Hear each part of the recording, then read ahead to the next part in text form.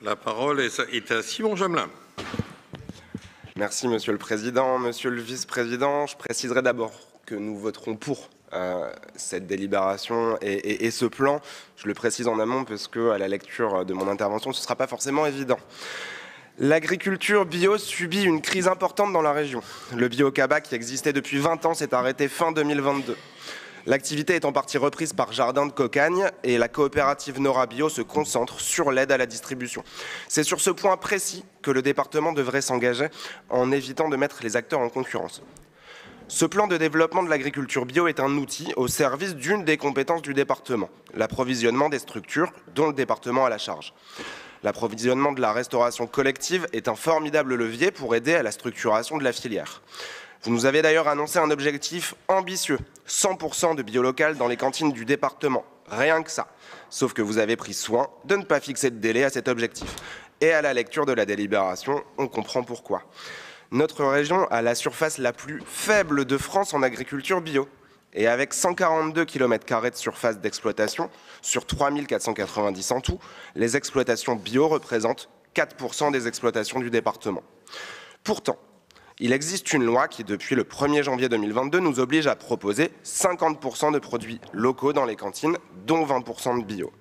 La loi Egalim nous dit, aujourd'hui, c'est 10% de bio dans les cantines. Nous en sommes très loin et nous comprenons votre volonté de fournir du bio produit localement, c'est louable, mais cet argument ne doit pas être une manière de vous dédouaner ou de contourner la loi, mais une incitation à tout faire pour aider au développement de la filière.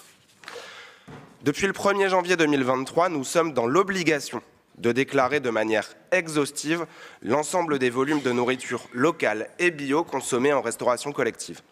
Pourtant, et c'est écrit noir sur blanc dans cette délibération, la liste des indicateurs permettant de juger de la réussite de ce plan de développement de l'agriculture bio n'est-elle pas exhaustive?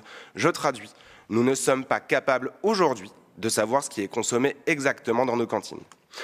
À partir de 2024, la loi Egalim nous demandera de passer à 60% de local et à 20% de bio, en incluant cette fois-ci la viande et le poisson.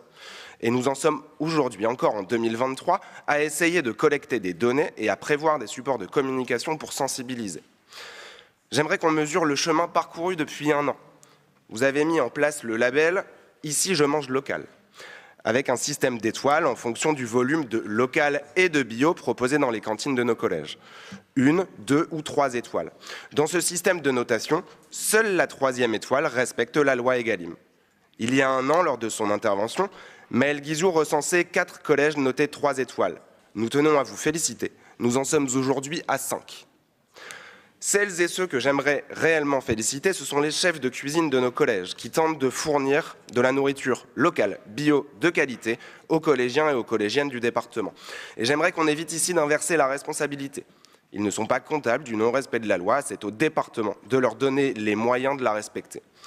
Pour conclure, Monsieur le Président, votre objectif, c'est 20% de bio dans les cantines en 2027. C'est déjà aujourd'hui une obligation légale.